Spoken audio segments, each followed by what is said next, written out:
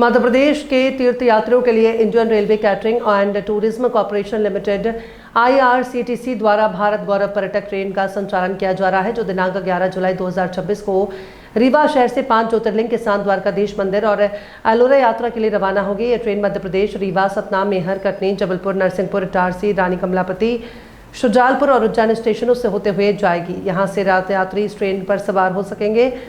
10 रातें 11 दिन की इस यात्रा में द्वारका, सोमनाथ, भीमाशंकर, त्र्यंबकेश्वर, गणेश्वर और एलोरा के दर्शनीय स्थलों का भ्रमण कराया जाएगा। इसके लिए यात्रियों को महज 20,250 रुपये प्रति व्यक्ति इकोनॉमी श्रेणी, 33,250 प्रति व्यक्ति थर्ड AC और 44,000 रुपये प्रति व्यक्ति सेकंड AC का खर्च उठाना होगा। IRCTC इस सर्वसमावेशी टूर की पेशकश कर रहे हैं, जिसमें भारत गौरव ट्रेन के विशेष LHB रैक में आरामदायक रेल यात्रा, ऑन बोर्ड और ऑफ बोर्ड भोजन, सड़क परिवहन और गुणवत्तापूर्वक बसों में दर्शनीय स्थलों की यात्रा, कार्यक्रम के अनुसार आवास की व्यवस्था, यात्रा में टूर एस्कॉर्ट्स, यात्रा बीमा, ऑन बोर्ड सुरक्षा और हाउसकीपिंग की सेवा शामिल है। इच्छुक पर्यटक इसकी बुकिंग IRCTC की वेबसाइट www.ircictourism.com पर ऑनलाइन अधिकृत एजेंट से भी करा सकते हैं। इस संबंध में अधिक जानकारी और बुकिंग के लिए IRCTC के भोपाल, जबलपुर और इंदौर रेलवे स्टेशन कार्यक्रम पर संपर्क कर सकते हैं। जो भी ये करते हैं वो रेलवे की अनुमति से करते हैं और उनमें जो रेट्स होते हैं वो रिजनेबल होते हैं। तो इसमें आप एक जो विश्वसनीयता है कि भारतीय रेलवे की विश्वसनीयता वो इसको मेंटेन करते हैं। जो बोले कि क्यों छापना है, इसीलिए छापना है कि ये नहीं ये अलग से एक एजेंसी खोल लिए हैं और इसके साथ सिर्फ टाइप नहीं है, ये पूरी तरह से मान के चलिए कि ये रेलवे के रूप में ही चला रहे हैं। जो रेलवे का एक रूप है, इसको रेलवे कुछ पार्ट को इनको दे दिया है। कभी अब भारत गौरव ट्रेन में जब शुरुआत हुई थी उसमें भी हमारे मंत्री की जो द्वारा शुरुआत की गई थी, रेल मंत्री द्वारा भारत गौरव ट्रेन, और जब पहली ट्रेन चली थी इंदौर से, उसमें बहुत बड़ा प्रमोशन भी हुआ था। तो ये रेलवे से अलग नहीं है, रेलवे का इसमें प्राइवेट भी तो इन्वॉल्व हो गया ना, वो फायदा तो उधर भी जाएगा। वो दुगना, इसका किराया दुगना है। रेलवे का किराया अभी जो IRCTC का है, अभी बस से ले जा रहे हैं, अभी मैंने कल ही परसों देख रहा था, तो 5,000 रुपये में ले जा रहे हैं वो, और आप 20,000 में ले जा रहे हो, तो बहुत महंगा है। लेकिन एक्चुअली अगर आप देखेंगे इसमें ट्रेन टिकट्स और कंपोजिशन अगर आप देखते हैं तो बहुत मिनिमल कॉस्टिंग में आप ट्रैवल जो कर रहे हैं लोग, अगर लोगों को अगर ऐसा लगता है कि वो हाई एंड कॉस्ट में है तो लोग ट्रैवल नहीं करेंगे, क्वेरीज नहीं रेज होगी। ये चीज़ भी आप समझने की कोशिश कीजिए। अगर चीज़ रिजनेबल है, जिसकी डिमांड उस प्रकार से है तो सप्लाई भी वैसा होगा। अगर चीज़ें रिजनेबल होगी तो वो बिकेगी ही नहीं।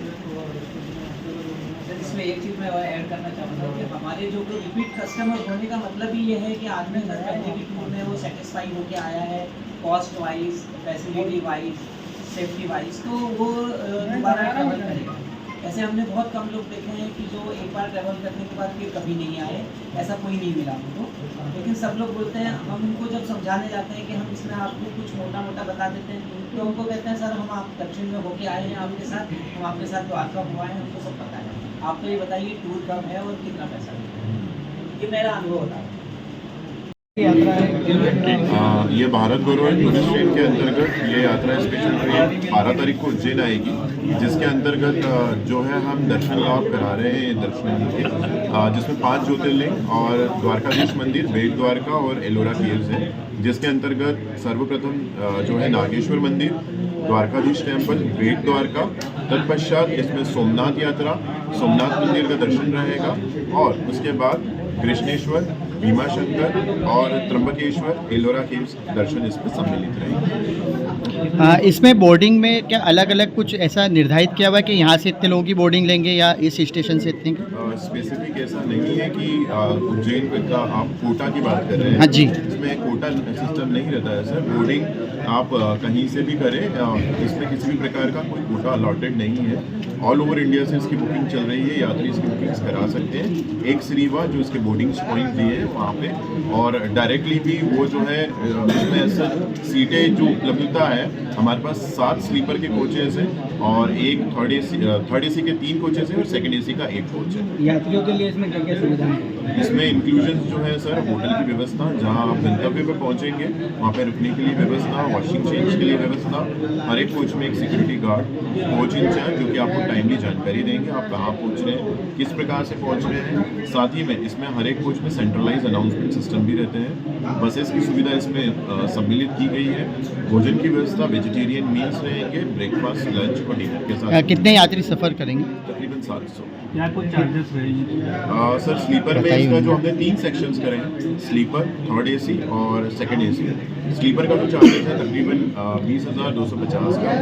थर्ड एसी का जो है inclusive of GST, third AC का जो पैकेज प्राइस है वो तकरीबन इसमें 33,250 इंक्लूसिव ऑफ जीएसटी और सेकंड एसी का जो चार्जेस है तकरीबन 44,000 inclusive of GST. Old age लोग भी इसमें करेंगे, मान लीजिए रास्ते में कहीं किसी को मेडिकल इमरजेंसी लगती है तो उसमें क्या?